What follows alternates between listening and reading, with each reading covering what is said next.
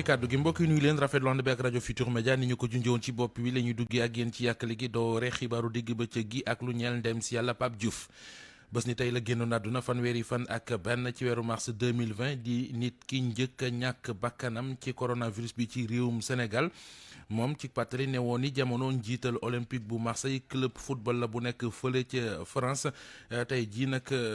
ñuy fàttaliku kon at mu njëkk mu def ci suuf ginnaaw bi ko woppi coronavirus ji yóbbu bari na ci ay xaritam ay jegeñaaleem ñoo xamante ne ji kon ngir ñaanal ko ña nga daje woon ca kër Thierno Seydi dip agent footballeur moom Thierno Seydi doonoon nit ku jege lool ndem si yàlla Pape Diouf ñu ànd ci ak Barthélemy Mbissane Ngom ciy leeral.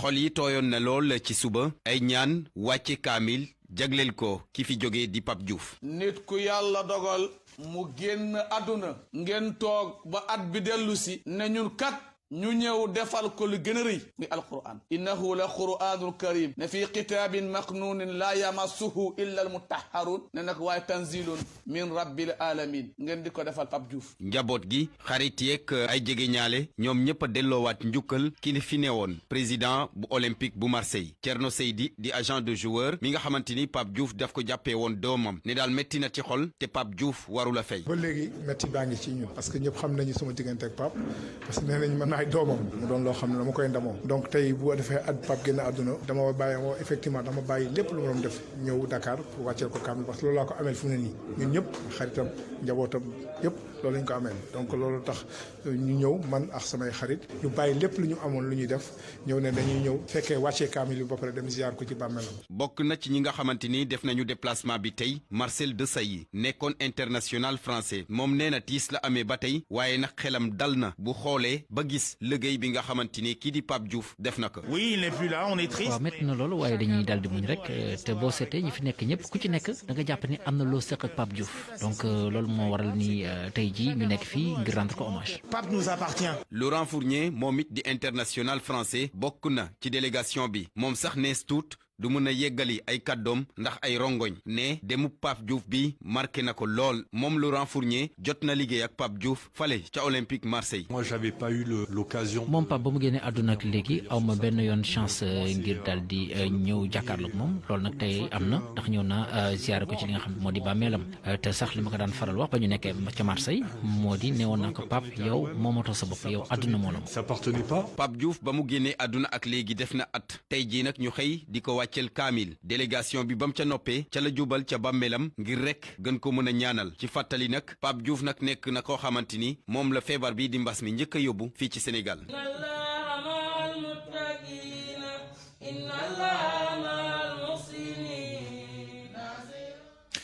Pape Diouf génn àdduna ci juróom-benn fukki atam ak juróom-ñett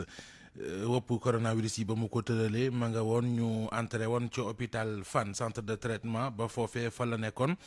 bés bi nga xamante ne ji kon ci la ñu ko waroon a évacuer ca France ca bés boobee ca la faatoo ña ko doon taxaw ba mu nekkee l'hôpital ba fi mu nekk nii daal ñëggi-ñëggi xol ji ñu amee ci taxawuñ ko ba mu ñibbi këram loolee ba léegi dalee na mitti reportage Anna Rocha Lita Lopez Faye. benn at gannaaw bi Pape Diouf génn àdduna xolu docteur Khardiata Diallo mu ngi nàcc ba tey moo jiite centre de traitement Covid 19 bi nekk hôpital Fann. mu nekk ci équipe bi yëpp parce que képp kuy faj ñaan nga yàlla ngay faj mu wér donc nekk woon na ci ñun trop décès boobu surtout que décès bu njëkk bi la woon wante décès wu ki nga xamee ni du woon n'importe qui dafa ma bett ba nga xamee ni toog naa 2 jours yi nga xamee ni franchement. je ne savais même plus quoi faire dama doon dem nii rek di liggéey mais ñu ngi noonu daal parce que jusqu'à la dernière minute j'avais confiance. bu muy dugg ci centre de traitement boobule cas suspect dong la woon waaye ndànk-ndànk wérgu yaramu ki fi ne woon njiital olympique de Marseille di gën di sooxe. bu ñu sukkandikoo ci docteur Khardiata Diallo li ci gënoon na metti mooy xaar résultat yu tukkee ci test Covid 19 bi wax patient bi ne test bi dafa positif teg si yoon yu bëri yi nga xam ne dañ fexe ba sauvé ko. bi ñu Pasteur joxe résultat bi dafa mel na àddina dafay wadd sama kaw moom tamit il n'en croyait pas du tout parce que pour moom tamit du woon loolu daal saawum dafa metti woon tamit grave dañ ko yóbbu woon réanimation purement avec équipe bu professeur Kane pour ñu mën ko gën a mën a jox soins yi fii di si wax. mais lan moo ko doon gën a sonal. mooy li ñuy wax ci Covid rek fatt bi lépp li waxoon def nañ ko mais su yàlla soxlaa ñëpp ñàkk. Pape Diouf assistance respiratoire la mujjee nekk ay mbokkam bëggoon na ko rawale ca Nice jaarale ko ci ab avion sanitaire bisu talaata boobu mu naroon a dellu France ci la ñàkk bakkanam ñetti fan dong gannaaw bi mu duggee hôpital Fann. Anna Rocha jaajëf bésub tey bi fanweeri fan ak benn ci weeru mars mooy date bi nga xam ne moom la ñu appaloon kon lii di fond force Covid 19 comité boobee seen mission waaye liggéey bi nga xamante ne ji kon ña ngi ko cay def bu ñu moytuwul général François Ndiaye ak ñamu ci àndal dañu koy wéyal li tax moo di ba fi mu nekk nii kon jotaguñu këyit yi nga xamante ne ji mooy firndeel wala bokk yu bari ci këyit yi war a firndeel lu nekk fa mu dugg mu di justificatif yi yu ca bari jotaguñ ko ministère yi leen ko war a jox ñoo leen ko joxagul ngir ñu mën a def ab rapport Adja Binte Diallo ciy leeral. ministère yooyu lee bokk na ca ministère de la culture ministère agriculture ministère urbanisme ak ministère développement communautaire ak yeneen i ministères yoo xam ni boobu ba léegi communiqué wuñu comité suivi bi këyit yi nga xamante ne moom mooy justifier budget bi nga xamante ni jot nañu ko ca ministère des finances lu ci mën a am mooy ne équipe bi nga xam ne général François Ndiaye moo ko jiite bi ñuy saytu li leen ministère des finances yónnee ci budget yu nu ne jox nañ ko ministère yooyu le dañoo gis ne méngoowul ci li ñu jot ci wàllu budget moo tax ñu ni tey am na benn ay bés boo xamante ni yónnee nañu leetar ministère yooyu le wax leen ne nañu yónnee pièces yi ngir ñu mën a xam ndax li ñu jot ak leen ministère des finances wax ne moom la leen jox ndax méngoo na waaye boobu ba léegi ñu ni tontowuñu loolu moo tax nag ñi nga xamante ne tey jii ñi ngi doon xaar comité de suivi bi jébbal rapport finalam ci saytu bi nga xamante ne mi ngi ko doon def ñetti weer ci tey jii te ñu jokkool ci biir comité ba nee na munta am ndax ministère yooyu faawu ñu jox leen pièce justificative yooyu le yi wane ne daal budget bi leen ministère des finances jox méngoo na ak ñoom lu ñu wone lu ci mën a am mooy ne fii avril bee weesu ba tey jii ñoom nee nañu wër lañu Sénégal wërngal këpp daje nañu ak préfet yeeg ñi nga xam ak préfet yeeg gouverneur yeeg ñëpp ñoo xamante ne daal ñi ngi woon ci wàllub xeexu mbas mi ak ci li ñu war a jot ak ñi nga xamante ni waroon nañoo jot itam seen wàll ci koppar yooyu ñu dégagé woon moo tax ñeneen gis nañ ci nag ay dysfonctionnement yu bari boole nañ ko ci rapport bi rapport final bi nag ni ma ko waxee rek mooy ne faaw ñu jot pièce justificative yooyu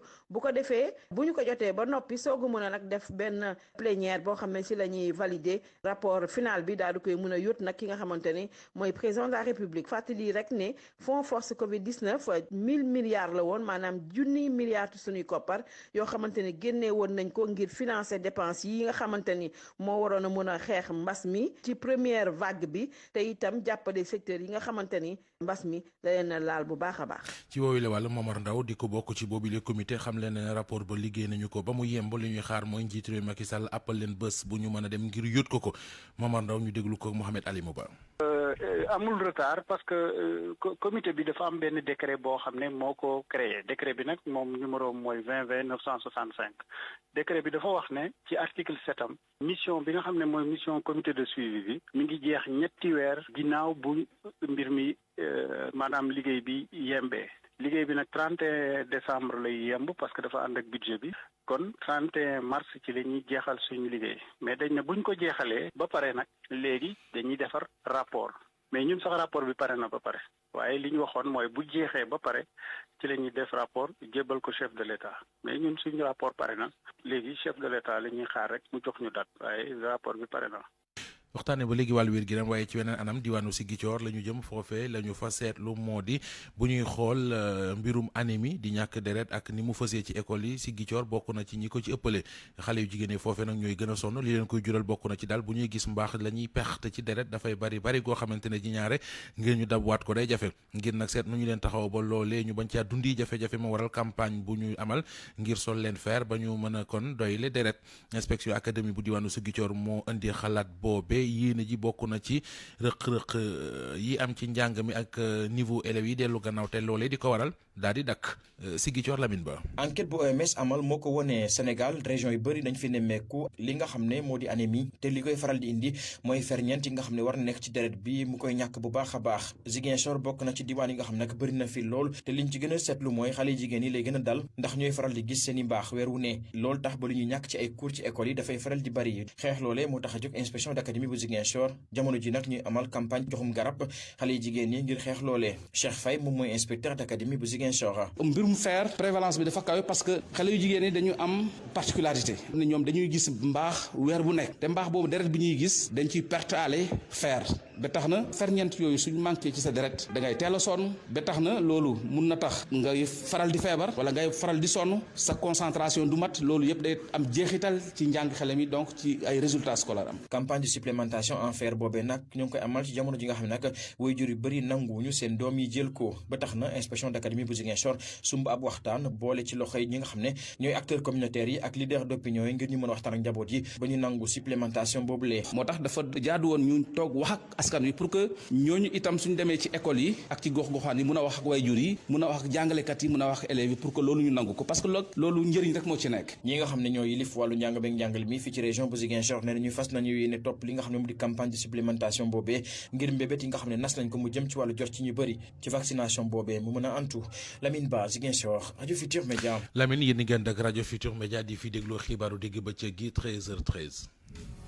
pour man RFM mooy rajo bi gën a jege askan wi. RFM rajo bi jaamu seen soxla. étudiants yi ci école nationale supérieure de l'enseignement professionnel ak technique tey ji xëy nañu xàppati grève ñetti fan. la leen ca dugal moo di ndàmpaay loo xamante ne ji indemnité stage dañu ko tuddee ak it ay jumtuwaay yu méngoog jamono yoo xam ne danañ ca mën di tàggatoo ñoom étudiants yooyu ab janoon la ñu xëy woon ak taskatu xabaar yi ngir di leeral ana la leen tax a sóobu ci ñaxtoo ki xultu kenn ca ñoom wala bokk yëf yàq na mu demee ñu ànd ci ak Ndeye Mati Dieng. bunt bi dañu ko tëj kenn amul ndogalu dugg ci biir INSEP te bokkuloo ci ndongo daara ji fi amal toogaayu ñaxtu Lamine Mangom Diouf ne lii moo leen fi dajale. école bii ñu nekk mooy école bi nga xam ne ni ma ko waxee sànq mooy formé jàngalekat yi ak psychologue conseil waaye amuñu matériel digne de ce nom yi nga xam ne mën nañu jàppale pour ñu matal suñu njàng ci na mu waree. loolu daaw ba léegi ñoo ngi koy xeex amuñu matériel dañuy xeex mbirum inscription suñu rakk yi ñooñ ba léegi mënuñoo inscrire ba ci topp nag mooy ñu fay ñu suñu indemnité de stage yi ba pare direction des bourses jël ko en charge. njiital amical ndongo ak jàngalekat yi ci wàllum psychologie conseiller ca INSEP di fàttali cër bi ñu am ci tàggat ndaw ñi ba ñu ami xëy. ci école bi nga xam ne président de la république foo ko toll day naan formation professionnelle et technique mooy yaakaaru réew mi donc ñun dañoo jàpp ne président de la république yëgul loolu moo tax ñu ne li occasion la pour ñu waxaat ko fàttali ko ne INSEP fii nga xam ne moo yor formation professionnelle et technique ay atelier sax yu ñu defee TP amu fi. ñuy artu seeni kilifa ginnaaw gi ñu leen di xupp ci ne nañ leen wutali saafara lu ko moyul dinañu gën a yëngu-yëngal. ñi yëngu ci njàngam ak njàngaleem arab di arabisant yi ci réew mi démb njiitu réew mi Macky Sall dalal na leen cib audience loolu démb ci ngoon gi la woon moom njiitu réew mi Macky Sall diggee na fa sax ne dinañu wuti saafara jëm ci jafe-jafe yi nga xam ne arabisant yi ci réew mi ñoo ngi koy dund naka noonu it am yéene sos fii ci réew mi ab université bopp mbirum arab lay jàngale Koumba Sandiane Faye ciy leeral. ni ñuy traité ki nga xam ne dafa jàng langue française bokkul ak ni ñuy traité ay la yéwén ki nga xam ne langue arabe moom la jàng. seen lim tolloon ci juróom boobee délégation ëmb arabisant yi fii ci Sénégal jiitu premier mi Macky Sall dalal leen lu jege waxtoog genn wàll ci waxtaan jafe-jafe ak nekkin yi ñooñee taamub langue arabe di dund El Hadj Habib Ndiaye moom mu ngi woon ci ndaje ma. police nationale bi nga xam ne recruté na ci ay arabisant dugal leen ci police bi nee na moom rëccuwul ko li muy rëccu daal nee na yéex kee daf lay rëccu ndax gis na ne am na njëriñ lu rëy loo xam ne jural na ko état bi. te mooy lu mel ni bu état di war a xeex lépp lu jëm ci wàllu terrorisme ak yu ni mel loolu wax dëgg yàlla nee na rëccu na li tax arabisant yéex a dugg ci police nationale nekkuñ ci biir diplomatie bi président ci boppam nag nangu ne bés ni ki tey mboolem arabisant bu am bac plus 2 na la wër ne am nga àq ak yelleef dugal la ambassade yi nga xam ne mooy représentation diplomatique yi. mu bokk it ci li ñu waxtaane l'université arabo-islamique ba ñu bëgg ñoom ñi arab yitteel njiitu réew mi mujjee ànd ak ñoom ci kàddu ba tey Habib Ndiaye. xam ne benn waay rek moo indi woon yi fi boppam présenté ko noonu waaye ginnaaw bi ak état bi ñu defee seen ay enquête xool dafay mel ni financement yi fa muy jógee ñooñu dañuy bëgg a teg seeni loi teg seeni charte yoo xam ne charte yooyu daal bu ñu ko càmbaree dëgg-dëgg dëppwul ak diine ji nga xam ne moom la sunu mag yi xamoon université arabo islamique bi nga xam ne ñun moom lañ xalaat incha allah lool état pare na pour ànd ci ak ñun liggéey ko. boobee délégation ëmb arabisant yi Habib Momé teewaloon fa arabophone yi nga xamante ne ci APR la ñoo bokk ci kàddoom moom coordonnateur national ba nee na ñoom laajuñu lu dut ñaari mbir rek. muy récompense ak reconnaissance heure bi waroon naa fekk ñu am ay représentants ci ay kuréel yu bare bare yuy firndeel ne parti bi jox nañu cër parti baa ngi dooleel. lu aju ci li ñu aay woon journaliste yi di dugg biir assemblée nationale ngir di couvrir plénière yafa loolee dellu nañ ca gannaaw maanaam dindi nañu ko mu di dogal bopp mi ngi tukki ci ndaje mi association presse ak responsable yu assemblée amaloon waaye ci woowule wàll nag nee nañu képp ko xam ne yaay ab journaliste nga di dem ci assemblée nationale ngir di couvrir plénière yafa matuwaay yu ñu santaane ngir xeex coronavirus bi ñu naan ko ci tubaab mesure barrière na nga góorgóorlu ba wàccu ak moom loolee mooy càkkutéef li ñu déglu kàddu leeral yu bàyyeekoo ci Bamba Kassé mooy secrétaire général bu SYNPICS ñu déglu ko El Hadji Ndiogou Diène. bu ngeen fàttalikoo ci bés yi ci ginnaaw keroog 26 février bi ñuy defal li ñu woowee levée de l'immunité parlementaire dafa am lu fa xewoon mooy journalistes yi ba ñu yegsee pour dugg biir assemblée nationale dañ leen ko tere woon bi ñu ko naqarloo ba noppi demoon nañ nag gisante ak waa assemblée nationale ci ndigalu président assemblée bi bañ fa yeggee ñu ne leen ñun mënuñoo nangu lu mel ni bés bu toll nii ngeen di ne journaliste yi duñu dugg ci la ñu xamal ne décision boobu bokkawul woon dara ak bés bi la fa xewoon décision la boo xam ne dañ koo jëloon gannaaw ba fa mbas ma duggee ba am ay député yu mu laal donc ñu ne leen nag ak décision bi lu ko mënti lal may journaliste yi ñu yegg si di mën a dugg di fekkee liy xew biir assemblée nationale dafa di yoon te dañ cee war a delloo na mu gën a gaawee ndax loolu mooy tax askan wi nga xamante ne ñoom la fa assemblée toogal la ñuy liggéey askan wi di si mën di jot donc ci loolu daal nañu expliquer tamit ne décision boobu décision la boo xam ne bureau assemblée rek moo ko war a jël léegi nag Abdou Mbow di vice président assemblée nationale woo nañu tànk nañu léegi journalistes yi teggil nañ décision bi ñu jëloon na leen du ngeen dugg assemblée nationale teggi nañ ko et que léegi à partir de maintenant képp ku bëgg a dem mën ngaa dem ak sa masque sol sa def sa gel dem toog def sa liggéey ñu koy rafetlu nag di xamal nit ñi tamit ne lii yoon rek mooy saa su ne journaliste bi moom fu mu bëgg a dugg ci foo xamante ne mbirum réew mi nañ fay waxtaane wala mbirum réew mi nañ fay lijjante dafa am sañ-sañu di fa dugg di fa yegsi di fa jël ay xibaar. pour man RFM mooy rajo bi gaaw ci xibaar yu wóor. RFM xibaar yu wóor te wóor. teg nañu tey ci suba doj wu njëkk wi jëm ci tabax ab centrale électrique mu di West African Energy di projet boo xamante ne ji la ci nekk yépp doomi réew mi ko ca def mu war a kon dolli Senelec lu toll ci 300 mégawatts ay kàngam yi seen xam-xam màcc jëm ci wàllu yi rafetlu loolee bu baax a baax gise ci na dana tax daal ba Sénégal maanaam moom boppam li mu soxla ci courant mu di ko amee ñu ànd ceeg Mohamed Ali Mouba. centrale électrique bu bees 100% made in Sénégal. ay sénégalais ay privés nationaux defar ko mu war a génne 300 mégawatts courant ancien directeur général Senelec Abdourahmane Dir kontaan ci projet boobule. centrale bi daal production bi muy génne moo gën a yomb njëkk production bi Senelec am actuellement. déjà commencé na def tâche d'huile parce que yeneen sénégalais tamit commencé nañu génne seen xaalis pour defar beneen centrale boo xam ne bii dina am au moins 250 mégawatts mooy centrale bi gën a nar a mag ci bi ñu mas a def ci Sénégal ak même ci sous-région bi. beneen nouvelle bu baax bi mooy centrale boobu dina tax ñu wàññi coût de production yi daanaka courant Senelec dina wàññeeku 40% en tout cas ci wàllu production Sénégal dina am yokkute ci wàllu wuule bu ñu sukkandikoo ci Momar Ndaw président ASCOSEN. jumtuwaay de base yi maanaam nga am courant nga xam ne li nga mën a liggéey ci courant yëpp di nga ko mën a liggéey nga am ndox li nga mën a liggéey ci ndox yëpp nga liggéey ko donc niveau de vie boobu su amélioré ci population yi dina amélioré ci entreprise yi bu amélioré ci entreprise yi dina gën a dox ci réew mi donc loolu nekk na loo xam ne luñ rafetlu laa la waaw bu baax a baax ndax actuellement xam nga réew yi nekk ci Afrique sowu-jant dañoo am luñ taxawal loo xam ne dañuy fexe ba jokkalante ay fil nga xam ne bu boobaa dinañ mën a jaayante courant te kon bu boobaa tam leneen lay doon loo xam ne lu intéressant la pour Sénégal te dina gën a tax sax ñi nga xam ne ñoo nekk bitim réew wala ñoo fii di fi investir gën a sawar. kër yi ak entreprise yi nañ ciy bénéficier naka noonu itam étudiants yi nekk ci ESP ñu war a jàng ci wàllu courant mën nañ dem foofule def ay stage ñu ngi xaare ne nag centrale boobu dox fin 2023. RFM bitim réew. dalal Georges Déthié Diop maa ngi lay nuyu bu baax. maa ngi lay fay Mamadou Mohamed Ndiaye. dañu koy dooree ak coup d'état militaire bi ñu doon jéem biig ca Niger. booru 3 heures du matin ay soxi fetel ak i arme lourde ñoom lañ doon dégg ci li wër présidence de la république mu diirug fanweeri simili nag waaye garde présidentielle bi dafa mujjee repousser cong gi loole tax ba situation ba normalaat foofu ca Niamey ca capitale ba situation bi sax mu ngi door normal bu 4 heures du matin jotee RFI ne ñi songoon présidence ba ñoom ñu ngi jóge woon ca base aérienne bu Niamey ñu ngi nekkoon ci ñetti pick-up ñu bëri ci ñoom teg nañ leen loxo ba ñu ngi leen di déglu ci makkaanu gendarmerie nationale ñu ne nag chargé de la sécurité bu base aérienne ba di capitaine Gourouza mi nga xamante ne dafa faq maanaam dafa daw moom moo nekk seeni chef ñu ngi koy wër jamono ji nag cong ga am ñaari fan laata président élu ba di Mohamed Bazoum di prêter serment. Mali organisation des Nations Unies nee na bombardé gi nga xam ne te force Barkhane yi bombardé woon nañu ko benn pàcc ca réewu Mali ñañu ca faat ñi ci yëpp ay civil lañu. enquête bu mbootaayu xeet yi ne frappe boobee nga xamante ne waa l'armée bu France ñoo ko defoon ci weeru janvier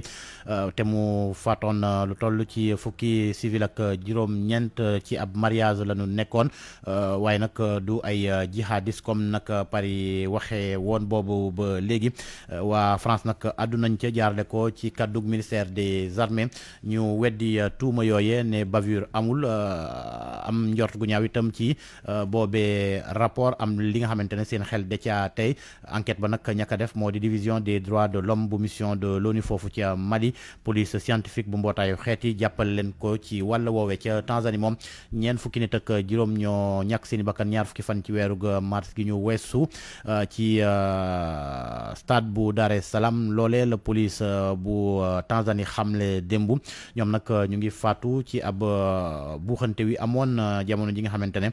ñu ngi doon delloo njukkal njiitu réew ma génn àdduna di John Magufuli.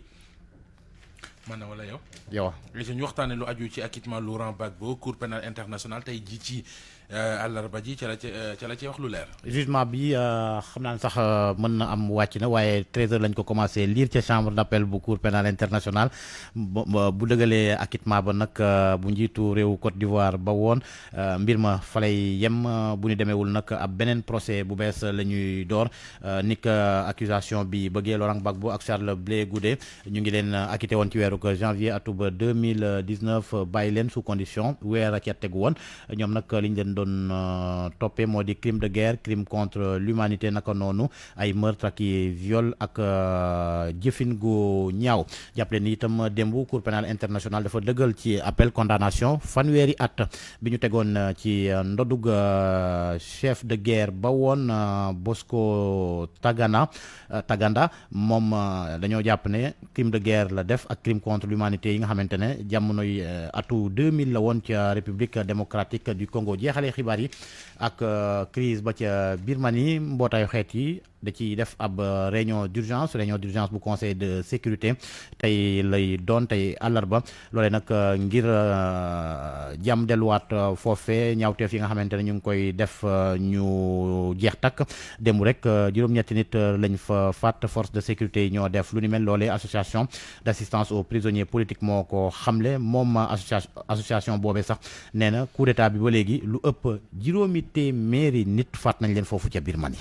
maa ngi lay gërëm bu baax a baax Alaaji Georges Déthié Diop. RFI Sport.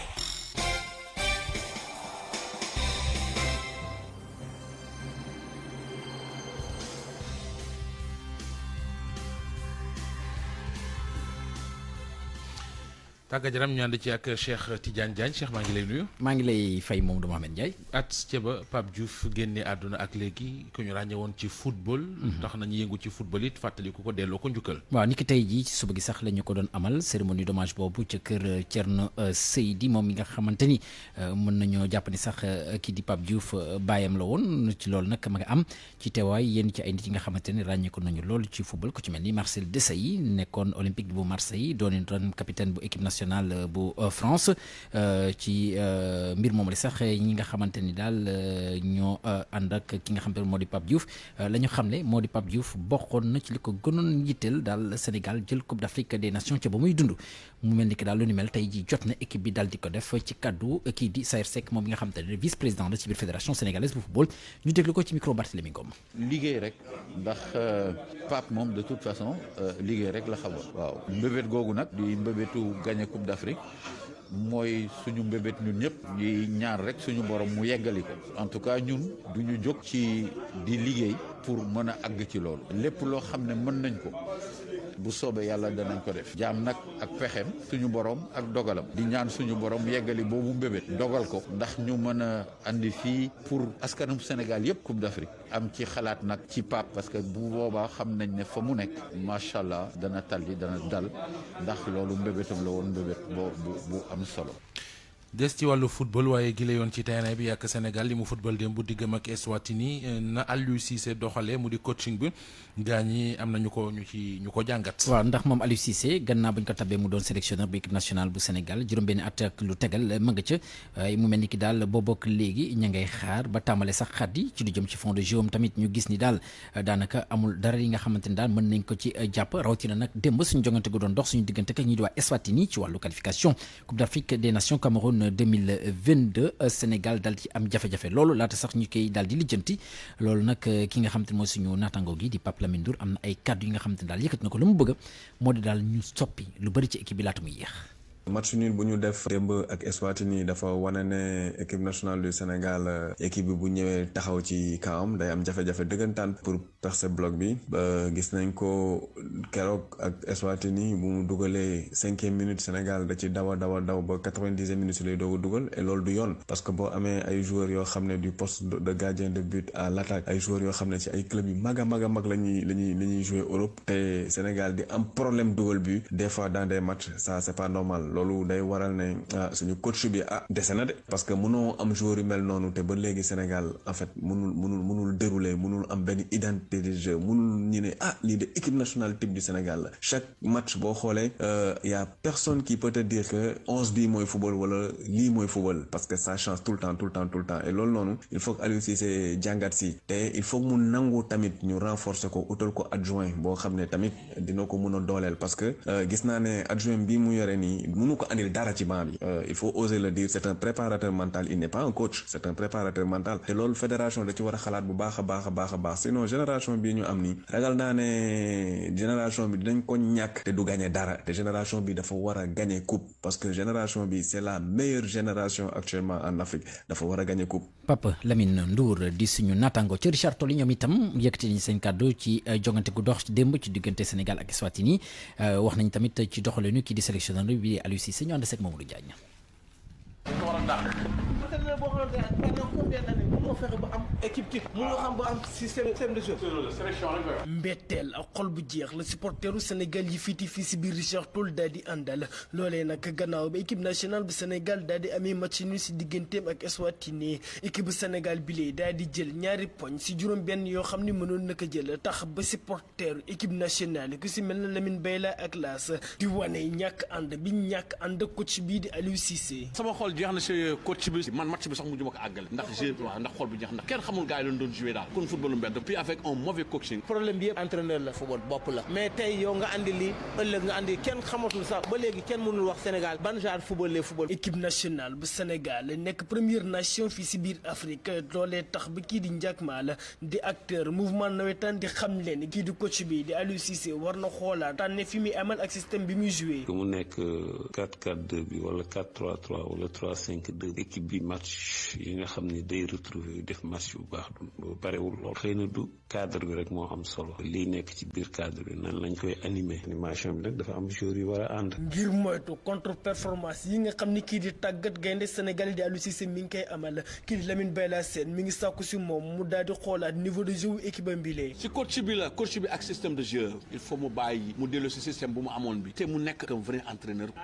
mu ay ba du lool de ban club dafa mës a entraîner ba mu prouver dafa jóg rek ñu jox ko équipe nationale moo tax affaire bi diis ci moom. supporteru équipe nationale bu football bi ñu ngi sàkku ci fédération sénégalaise bi mu daal di sakki pexe laata coupe d'Afrique bi di door Mamadou Diagne fii ci Richard Toll ngir rajo Futur Média. Mamadou jaajëf Cheikh des ci tàggat yaram ak ñetteelu bëccëg bi ñeel qualification coupe du monde ña ca Europe ñoom it ña ngi koy football. waaw seen ñetteelu journée danañ ko daal di amal niki tey jii ci bu 16h jotee diggante Arménie ak Roumanie 17h45 moo di yeneen jongante yi France moom dana fekk Bosnie ca dëkkam Espagne di dalal ñi di waa Kosovo Allemagne dana football ak ñi di waa Macédoine du Nord choc bi nag diggante Angleterre la ak Pologne bu Lewandowski mi nga xamante ni moom gi lay jongante du ko teewee ndax gaañu bi nga xamante ni moo ko tëral ba xañ ko sax li nga xamante ni moo di Ligue des Champions ànd sa équipe am bi di Bayern Munich nar a tase ak ñi di waa Paris Saint-Germain ci weeru avril bi Italie moom dana fekk Luciani ca dëkkam Écosse dana tase ak ñi di waa Îles Féroé Autriche diggam ak Danemark lay daal doon Ukraine dana dalal ca dëkkam ñi di waa Kazakhstan Irlande du Nord ak Bulgarie dañ daal di tase Géorgie moom ma nga ca Grèce Moldavie dana dalal ñi di waa Israël Islande moom dana dem ca Liechtenstein Andorre dina tase ak ñi di waa Hongrie Saint-Marin di joué ak ñi di waa Albanie match yooyu incha allah tey jii ci ngoon ci bu 18h45 jotee. maa ngi lay gërëm bu baax a baax Cheikh Ahmed Tidiane Diagne. jaajëf. Comptoir commercial de plomberie du Sénégal CCPS seen gamme Opalia savon de Marseille créole ak Kabirex ñoo leen di may li ci yéenekaay yi. Mamadou Mohamed Ndiaye. jërë ngeen jëf ku sawuntuñu kaw dagg sa wëppalaw jeex l'observateur na nañu loolee mu am ca jawbe ubbil yéenekaay bi lu waa amatul ca dëkk ba nekkee rek ba ñu tegee loxo Ousmane Sonko dëkk bi yëngu nit ñi di manifester yi law ba téq waa jawbe ca la ñu taaloon mairie ba taaloon douane ba taaloon it gendarmerie bu dëkk ba gendarmerie bu jawbe boobee ñu taaloon caxat-caxatee ko tax na ba ak kaaraange tumuranke fe wëyu ñoo fa nekk di tegu der di songu askan wi di leen sàcc ak di leen cambriolé ñi ñu gën a singili ci fi nag l'observateur nee nañu ñoo di commerçant yi ca dëkk ba ca manifester yooyu indi lii lépp ñi nga xam ne ñooy ñaari responsable yi parti Pastef yi ñu tegoon loxo ci diwaanu Touba indi leen Dakaaru di Mame Dame Lo coordonnateur jeunesse patriote ak Bada Ndiaye président commission d'organisation Pastef Touba ñoo ngi nitiri ci source wa ni ñu dundee jàpp gi ñu leen jàppoon ka njëkke ca wax ja moo di Mame Dame Lo nee na keroog ba leen alkaati di jël si wanuñu leen seen carte professionnelle wanuñu leen it benn mandat de perquisition dañoo ñëw rek mbogo leen yóbbu leen may ñu leen sax fu ñu mën a sole ay yëre yu baax mu ne kilo teg tiset ba ñu ko fekke woon moom la ñu ko jàppee moom la ñu ko ndee Dakaaru Bada Ndiaye ne jàpp nañu leen tëyi leen ci garde à vue fukki fan ak benn tëyi leen ci kaso bi fukki fan ak ñett tey li ñu leen doon toppee ak doon leen ko tuumal xamuñu ci dara Vox Populi xëy ñu xamal ne chef protocole bu Ousmane Sonko di Djibi Gueye Ndiaye convoqué nañu ko ca division investigation criminelle mu di ca dikk tey ji ci àllarba ji ca la war a wuy ji manifesté yewoon ci buntu kër Ousmane Sonko keroog altine juróom-ñetti fan ci weeru mars bokk na ci li ko alkaati division investigation criminelle yi wooloo ba war cee wax ak moom ñoom waa parti Pastef nag Vox nee nañu li ñu gis ci yëf yi moo di dañu leen di jéem a xoqatal te li ñuy def waroon na lool ak li leen xalifa général des mourides di Serigne Mountakha Mbacké Bassirou santon département d'état bu Amérique Les Échos nee nañu rapport bi ñuy def at mu nekk jëmale ko ci tolluwaayu droit de l'homme ci àdduna bi ci seen rapport bu mujj bi wax nañu ci ne àq ak yelleefu doomu aadama mu di droit de l'homme lu sooxe la ci réewum Sénégal nekki nu nit ñi ci kaso yi sajji xef yi ñuy sajji xef góor jigéen ak lesbiennes yi ak ñiy bëgg a manifester ñu leen koy aaye ba di leen ci jaay doole Les Échos nee nañu yii mooy yi américains yi dajaleel Sénégal ba tax ñu épinglé ko ci seen rapport bi beneenub rapport ci la Sénégal rapport la bu tukkee ci jàngat ak gëstu boo xam ne docteur Ndeye Amy Ndiaye def na ko Ndeye Amy Ndiaye docteur la ci wàllu droit international pénal di jàngaleet ca université Cheikh Anta Diop bu Ndakaaru jàngat bi mi ngi jëm ci fitnalante gi ñuy nemmeeku ci diggante góor ak jigéen étude ba nee na bu ñu jëlee ñi nga xam ne ëppal nañu juróom fukki at góor ñi ciy dund fitna ñoo ëpp jigéen ñi mag ñiy dorogewu di personne troisième âge réew mi quotidien nee nañu foofet am na rapport buy wane neen ñi am lu ëpp juróom benn fukki at ak juróom ak lu tekk ñi ci tàmm dorogewu kenn mënu leen a tàggale ak dorog kañ la train express régional bi di déq lii quotidien nañu njeextel at mi ñu nekk mooy date bi ñu joxeeti TER di train express régional journal lii quotidien soppi tur wi tuddee ko train en retard ndax bu yàgg ba léegi ñoo ngi séentu saxaar gi déqi waaye fa mu taxaw jógewu fa demul dikkul dem beeg dikk bi ci kaw tali bi jëwriñ gi ko yore di Mansour Faye ministre des infrastructures transport terrestre ak désenclavement moo xëy amee xët mu njëkk Walf Quotidien yëral journal bi ci waxtaan wi mu def ak ñoom wax na ci mairie bu Ndar ba ñu ko dénk wax na ci commande publique bi wax na ci autoroute à péage bi ak njëgam ba waxaale ci démarrage bu train express régional bi fa la xam lee ne laata fanweeri fan ak benn ci weeru décembre 2021 TER mu di train express régional bi dana tàmbalee daw ci réew mi réewum Sénégal ay football katam di équipe nationale bi seen max bi ñu doon football démb ca Kees ak waa Eswatini yéenekaay yu bari ñu xëyandool xëy nañu ko Sud Quotidien nañu max ba ci 1-1 ci la mujj te nag gaynde Sénégal yi dañoo mooy ne gàcce la ñu naroon a génne ci stade ba ne bi ñuy égaliser fekk na max ba jeex ba ñu toll ci temps additionnel yi sursoi nañu ko santé arbitre bi ndax entraîneur bi Aliou Cissé moom ak cuuneem heure bu équipe bi footballee mu feeñ ca ba ne fàng lambatu ak di tañax-tañaxi ne gaal gu réer biir géej loolee la dëkk record yéenekaay kaay gis ne match sub démb bi tuuti konoon Sénégal jële ca yeddaange lisi ko nañu la ñu ca jële romb na yeddaange gàcce la ñu ca jële